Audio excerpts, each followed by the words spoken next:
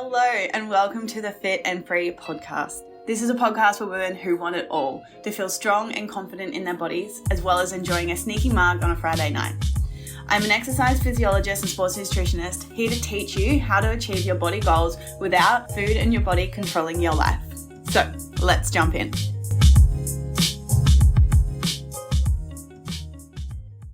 Hello you guys and welcome back to another episode of the Fit and Free Potty. I am currently sitting amongst all my shit because we are flying to Amsterdam tomorrow. So when you hear this, we will already be there. Oh my God, that's so crazy that we're in the land of the Amsterdam. But we are flying tomorrow evening, so I'm super stoked on that. But I'm literally looking and sitting in this room with there's shit everywhere. I don't know about you guys. However, I'm a very visual person and my environment affects me so much. So we're going to be vibing with the mess and we're just going to see how we feel throughout this podcast. Anyone relate to that? Anyway, I'm excited about today's episode because I have made so many mistakes with my fitness journey. I'm turning 30 next year in March, which I was like reflecting on, and I was like, holy shit, I'm so freaking excited about that. It's like 30 years old. Wow, that's so cool. But, well, really, I was thinking about the party I want to plan for it. Let's be honest. But I would say like my fitness journey really started when I, started uni. So around 19 years old. So I'm going to really reflect on like the mistakes and the lessons that I have learned over the last 10 years in terms of losing fat and gaining lean muscle. And that's what I'm going to talk about today. The 6 lessons that I feel are the most fundamental lessons that I had to learn in order to finally change my physique. Because I would say like easily over half of the years, absolutely. No, it wasn't until I was like 27 was I really started to see results, right?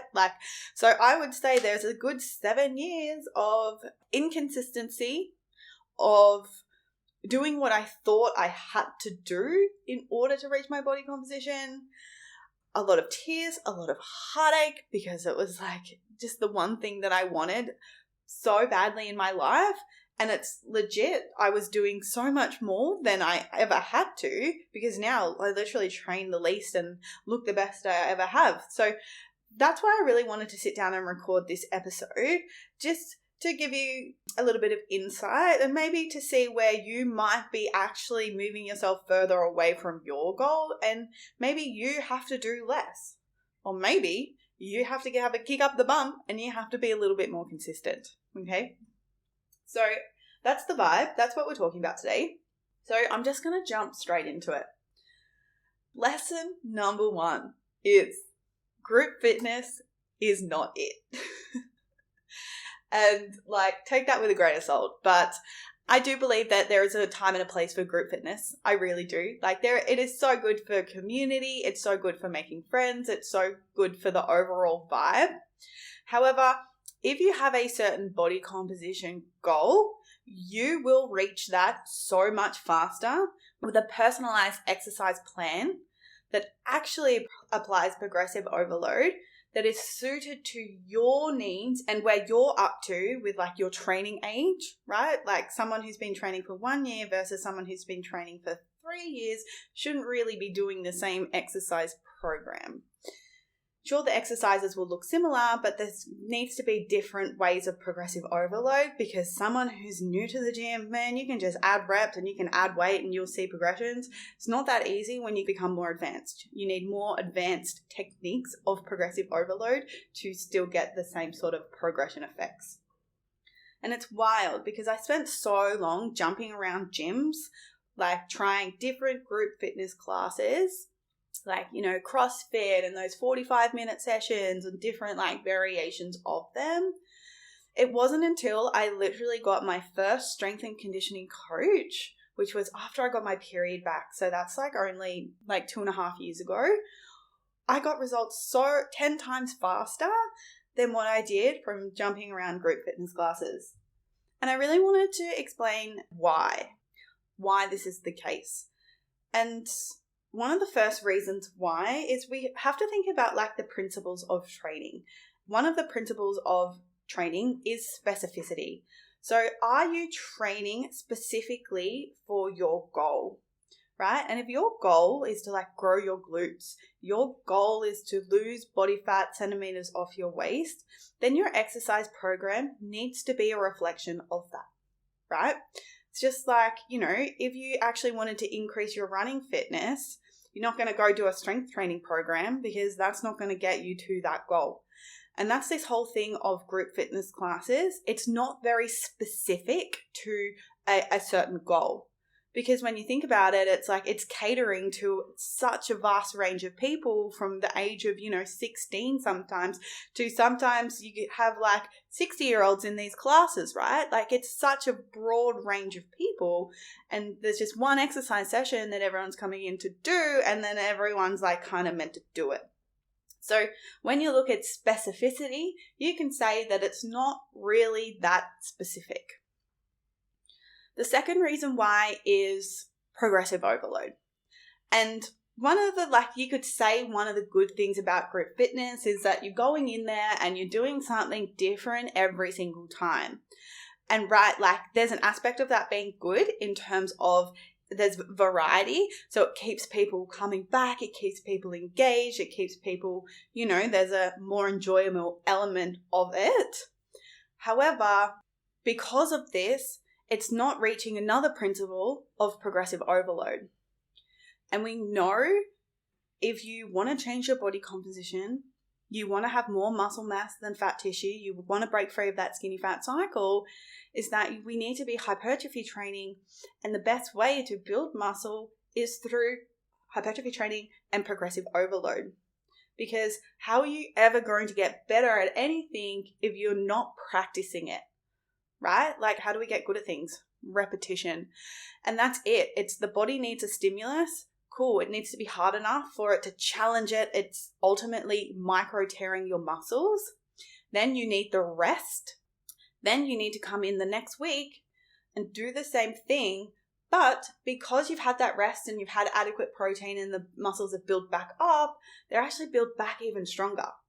So you need the new stimulus, a little bit more than what you did the week before, to still make those gains.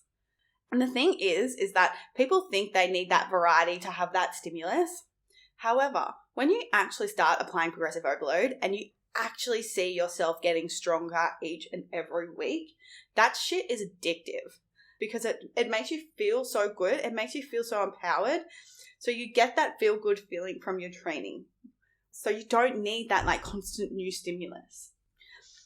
The next reason why is purely for exercise selection. So let's take the glutes as an example, right? There is 3 main heads of the glutes. That's the glute medius, the glute maximus, and the glute minimus. And each of those glute muscles are responsible for a different movement pattern in the body. We've got hip abduction, we've got hip extension, and we have external rotation. So it's really, really important because we know the movements of what the glutes do. We also need to train them in a way that's challenging those movement patterns. And that's why, if you want to grow your glutes, then you need to be training in the movement patterns of hip abduction, hip extension, and hip external rotation. And I've got a really good episode of how to grow your glutes in 2023. There's an episode if you scroll down about what it looks like. And what that looks practically is that you need to be training horizontal, you need to be training vertical, and you need to be training laterally. So what that looks like tangibly is you need a combination of vertical movements. So that's your lunges, your squats, your deadlifts. You need a lot of horizontal movements. So they're your bridges, they're your hip thrusts. And then you need lateral movements. So they're like your crab walks, your cable abductions, right? So for a well-rounded glute to hit, the top of it, the bottom of it, and the whole head of it, you need to be mastering those 3 movement patterns.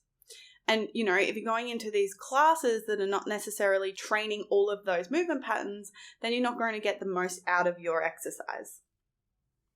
And the last thing I want to speak to this is exercise order, right? So in a really good setup resistance training program, what you're doing is you want your compound movements, your hardest movements at the start. When you're the freshest, when you can go up, walk up to the bar with intensity and you can feel really good. And that's where we're training in that really high intensity, that 8 out of 10 effort. And this is where you do your strength work. It always comes first. So these exercises, your compound lifts, 5 to 8 rep ranges at the beginning. Then what you want to be doing is moving then towards your more accessory movements. And this is where the rep ranges vary. We can go, 10, 12, 15, and then even up to 20, right? And that's the layout of how an exercise program should be because of the intensity element of training. We know in order to get muscle gains, and it's quoted in so much research, is that we need to be training close to failure. And we need to be training at a really high intensity to actually get some hypertrophic results. And that's the problem with group fitness is sometimes, you're starting on your accessories and then you're doing your compound lifts last when you're already gassed. So you can't put as much effort into your training. So you're not going to get the most out of it. And why that's important is because your compound lifts you want to think about those more bang for your buck, right? People come to me all the time. They're like, yeah, I want to train my triceps. I want to train my biceps. I'm like, yeah, well, if you're training your back, any sort of lat pull down, any sort of pull up, are using your biceps as well. Yes, it's not an isolation movement, but you're engaging your biceps and your back at the same time, more bang for your buck. Same with your chest movements, also training your triceps. So that's just a really important element to understand there. Okay, so number 2, there is nothing wrong with having an aesthetic goal. However, there is a problem when our whole world depends on it. When we're tying our worth to our body. When we're saying, I'll only be happy when I look a certain way. I'll only be happy when I fit into these clothes. I'll only be happy when I was the same size as I was 3 years ago. Because ultimately what we're doing is we're putting so much pressure on achieving something because we believe that once we get there, we're going to be happy. We're going to have freedom. We're going to be able to live our best life because we've perceived all this confidence from achieving something. However, the problem is that because we have that expectation, we put that pressure on ourselves every step of the way, when we're not quite there yet, we make that mean that then we're not good enough, that what we're doing is wrong and what we're doing right now is not working because we're not there yet. Because ultimately what's happening is that we don't feel good enough as we are right now. And this is the vibe and this is the difference, is we have to shift. And I did this for years, right? I exercised because I hated my stomach. I exercised because I hated what I looked like. I chose what I was eating because I hated what I looked like in my clothes. It was this vicious cycle of I was trying to, achieve this body goal because I thought that was absolutely all of a sudden that was going to make me happy. However, when I did achieve that body goal, I lost, 10 kilos. And I looked at myself and I said to myself, you are the most unhappy you have ever been in your entire life. Because look at what you've done to get here. You don't socialize. You don't eat any bad foods. You prioritize going to the gym over socializing with your friends. You leave social situations so you can go to the gym. How is that a fulfilled life? And this is why I wanted to talk about this, is because there is a difference from choosing exercise and nutrition from a place of self-love and self-respect versus self-hatred, and because you're only going to feel worthy if you look a certain way. So one of the biggest lessons that I learned here is you need to detach your worth from your body because you're fucking worthy right now. You're worthy from the day you were born, and having less body fat or bigger glutes or a smaller stomach is not going to make you any more lovable. It's not going to make you any more worthy. It's not going to make you anything. It just means you've got bigger glutes and a smaller waist. We create meaning to it because of, comparison, because of everything that we see on social media, because of ideal beauty standards, right? So this is the thing, right? Like, I absolutely love helping women achieve an aesthetic goal. I'm so there for that, and I don't think there needs to be any shame in around it. However, if it is because you're only going to feel good enough, then that's a sign that you need to work on your self-worth. That's a sign that you need to look at what you're giving your power away to, because anytime you give your power away and become really reactive is when we start to self-sabotage. Is when we start to over-restrict and over-exercise, right? So it's really important to build a healthy mindset in and around you and self-acceptance and self-love and all of the things, whilst working towards changing your body composition as well. And this literally was one of the biggest things that I definitely learned, and it's definitely one of the biggest things that helped me the most. Lesson number 3 is food is not the enemy. We have been conditioned from day dot of can't have too much of that, that's bad, that's a discretionary food, we can only have this in small amounts. Even growing up, Mom, I'm hungry. What can I have to eat? Have fruit. It's literally been our conditioning from the day we were born in terms of sugar and fat and all this stuff is really bad.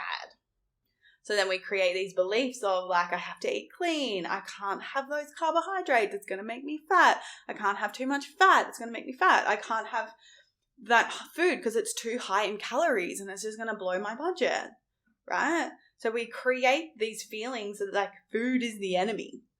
And in reality, food is the thing that makes us feel high freaking vibe.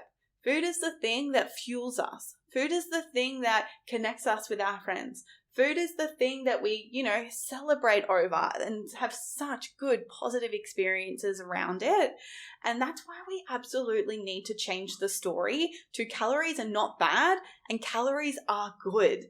And this is something that I've learned during the phase of getting my period back of I was so afraid of calories and eating too much and food. However, now being on the other side of it, I was I can't believe I wasn't respecting my body and fueling it what it actually needed for such a long period of time. I remember going on holidays in Indonesia and we went to Lombok, of all places. We lived there and that was the second time I've been there. Anyway, I remember having so many meltdowns because the lack of access to quote unquote healthy food was not available. So I'd literally not eat all day and starve myself because there was no healthy options. But what was that doing? I was an irritable bitch to everybody. I was constantly stressing and thinking about food. And then when I allowed myself to eat something, I would just always overeat because I was so freaking hungry, right? Leaving myself always just at that square one.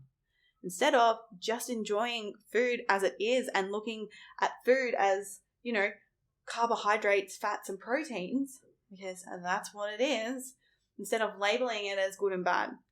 And think about it, white bread and brown bread, let's compare them, right? At the end of the day, brown bread and white bread are exactly the same, except brown bread has more fiber in it than white bread, right? And the thing is that yes, there's a total amount of fiber that you need to eat every day.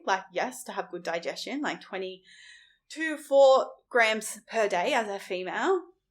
But if you got that through your through your daily intake and you chose to have white bread, but you still reached your fiber targets through all the fruit and vegetables that you're eating and whole grains and things like that, there's no difference between eating the bread because they're both carbs, right? There's this whole thing about processed foods. Can't eat something that's out of a packet. Think about it. Greek yogurt is quote unquote healthy and clean, but it's Greek yogurt. It's processed and in a packet. And then the other thing I wanted to say to this is just if you are exercising a lot and you're going for runs, going to the gym, then having highly processed foods like simple carbohydrates like lollies are such a good thing to be consuming because of your high energy demands. If you think about it, like if you try and fill up on foods that are higher in fiber and you have to eat like 2,600 calories and you're filling up on all these veggies, your digestive system will not like that. You'll be bloated, you'll feel really shitty, lethargic, because like the volume of food that you have to consume in order to have that many calories is really hard. So that's why these foods absolutely come into it if you're really active and an active female. Like these foods can be better, like that healthy option. Lesson number 4 is rest is more important than you think. I was the classic, waking up at 5 a.m. and going for a run before work and then doing a strength training session. Then in a day, I would go to Pilates and then I would go do my strength training session. Then I would go for a walk. And then on another day, I would do, a HIIT session and then go do a strength training session. Like it's a little bit ridiculous. Now I look back on it and I was like, how the hell was I even functioning? And I was like, of course, you're running off cortisol. The cortisol would have been so high in adrenaline and would have just pumping it out. Anyway, the point being is that you guys have to remember the equation of growing muscle to change your body composition, right? In order to have more muscle than fat tissue to get a toned physique, you need to have muscle. And the 3 important things that you need to grow muscle is number 1, enough protein. So you need to hit that protein intake. Number 2 is strength training and progressive overload. Number 3 is rest. I spoke about it before in terms of like you have to break down your muscles, then you have to rest enough to make them grow bigger. If you're not having that rest time, then don't bother training because you're not going to get the adaptations and therefore you're going to be stagnant with your body composition goals. And this is absolutely like one of the biggest reasons why people stay skinny fat is because they're not allowing themselves to rest. And I say this all the time, that the best dosage of exercise is the most that you can recover from. Because you want to think about recovery and rest as like a bell curve, right? So down the bottom of the bell curve, we're going to have not enough stimulus. On the end of the bell curve, we're going to have too much stimulus, right? And that's when we have to find this fine line of in the middle of enough stimulus. So like, come on, get your butt off the couch and let's go train, to a point of, okay, now you're doing too much and your body can't handle it and you're not recovering properly. So classic signs and symptoms of this is like nagging injuries that don't go away, losing motivation to train, pushing yourself like to go and like, having caffeine even though your body doesn't feel like you really want to. Lack of recovery in terms of like central nervous system fatigue, so feeling like really heavy and like lethargic. And then of course like ongoing muscle soreness that doesn't get better in a normal recovery window of like max 2 days, right? Like lingering more than that. And that's this thing of like people believe that more is better, when in reality, like the perfect amount is better because more is actually the same as doing not enough as well. So we need to find that beautiful balance of how much you can push yourself and how much you can recover from, and ultimately how much you can handle. And this is this thing, right? Like so many people believe that going to their exercise and burning heaps of calories, and I used to be that person, and my last episode was about that. Like, oh yeah, like I need to burn 300 calories in order to be successful. However, like if we're constantly going in and burning heaps of calories, and we're doing these really hard training sessions, what actually happens is that compensatory mechanism. So, the ones that you feel absolutely gassed in after you finish, you might have burned like 500 calories, but then how do you feel in the afternoon? You're tanked. You've got no energy and you just feel like really heavy and really lethargic. So what that's actually doing is then impacting your energy levels, and it's impacting your non-exercise activity thermogenesis.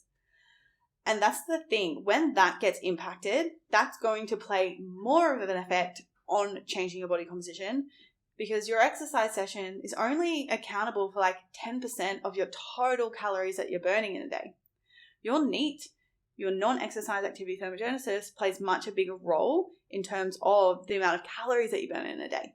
So if that's getting affected, then overall your energy expenditure is going down, which is, if your goal is fat loss, it's moving yourself away from that goal. Okay? If you want to know more about that one, go and listen to my exercise to burn calories and what you guys actually need to be doing. Love it. Okay, next one is number 5. Lesson number 5 is measures of progress.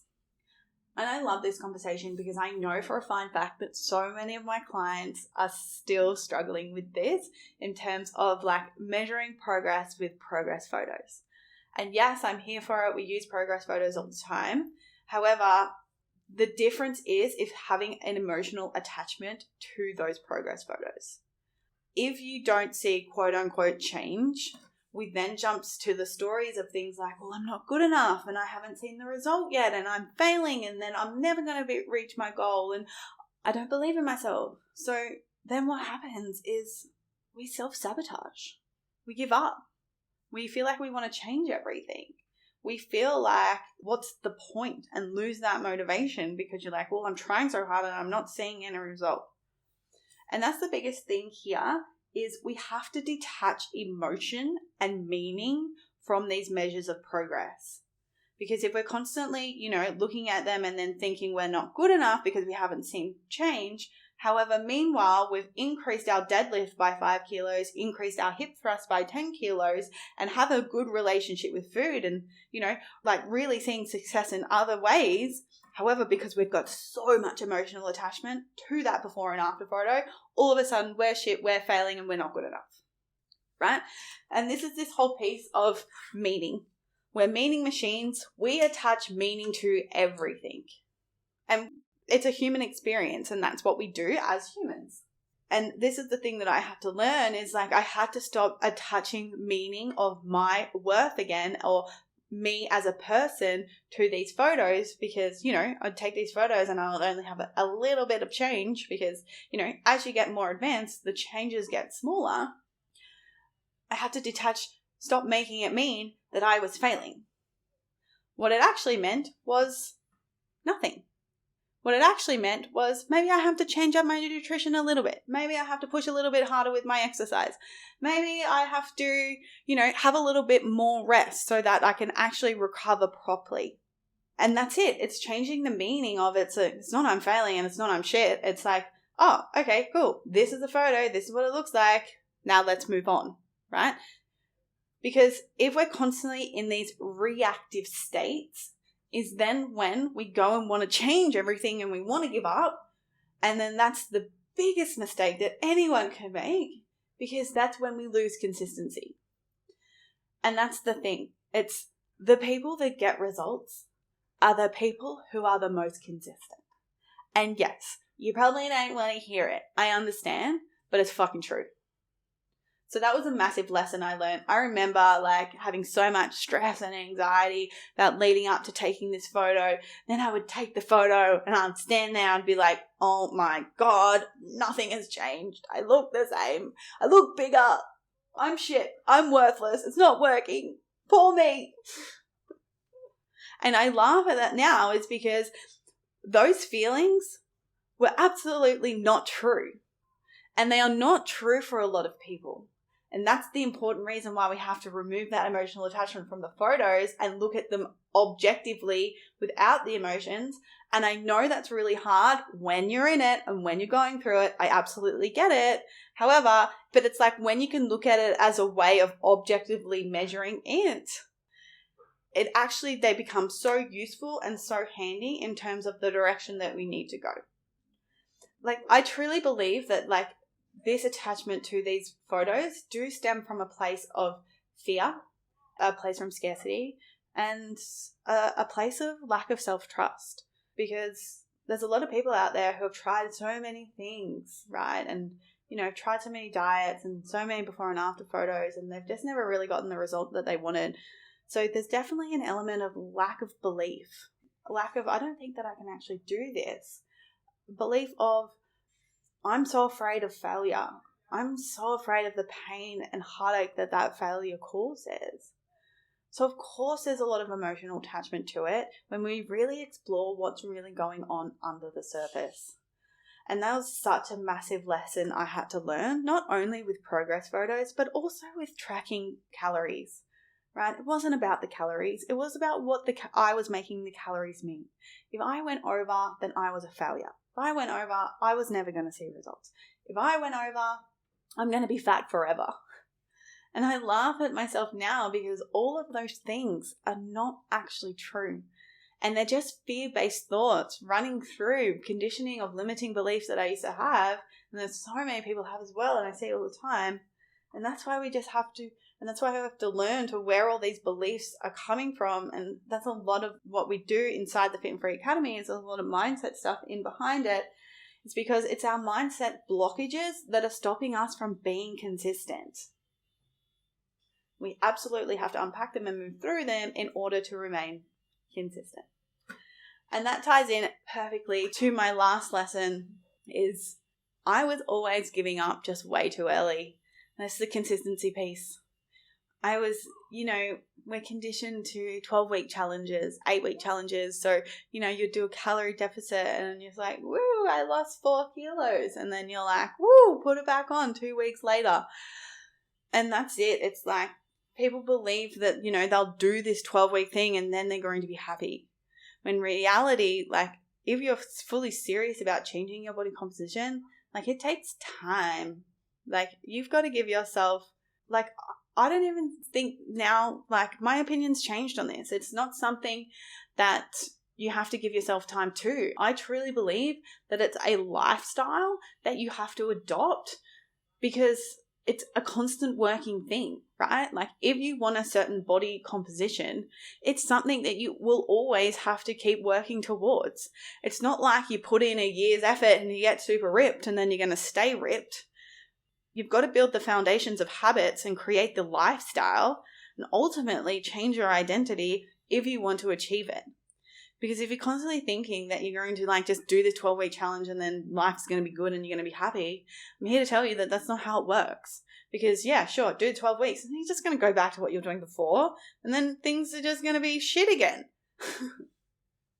And that's the thing, it's changing my mindset of this is not a 12-week thing. This is my life. This is what I do day in, day out, and this is just who I am and what I do.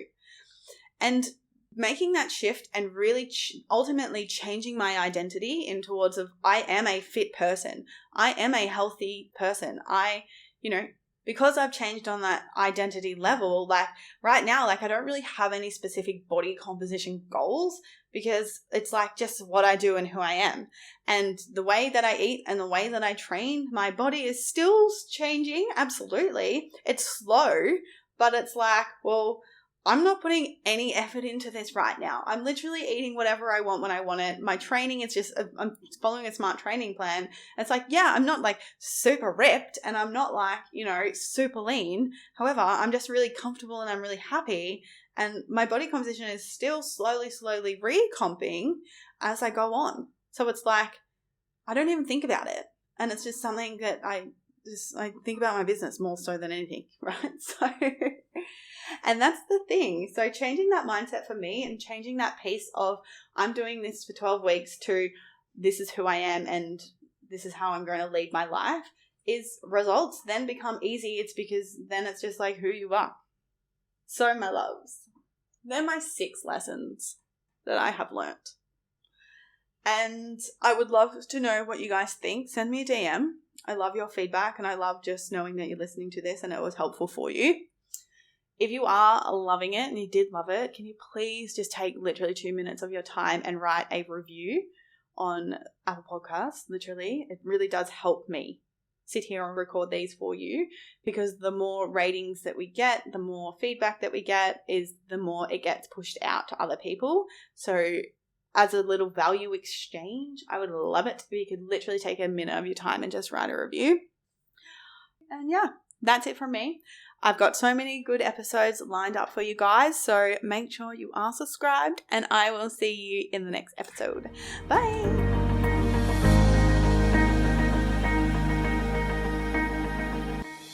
The number one challenge that all my clients face before we start working together is a lack of clarity on how much and what to eat to lose weight. Often they are making two huge mistakes, constantly trying to skip meals or eat under 1600 calories. Secondly, only allowing themselves bad foods like chocolate on the weekend, but end up binging, all to tell themselves they're going to start again on Monday. If you feel like you have tried every diet under the sun and still can't figure out what to eat to achieve your weight loss goals, take my free 2-minute quiz. You can find the link in the show notes down below, and it will help you figure out exactly what you're doing wrong with your nutrition and exercise, and exactly what to do to fix it, so that you can finally be confident in your body and achieve your weight loss goals.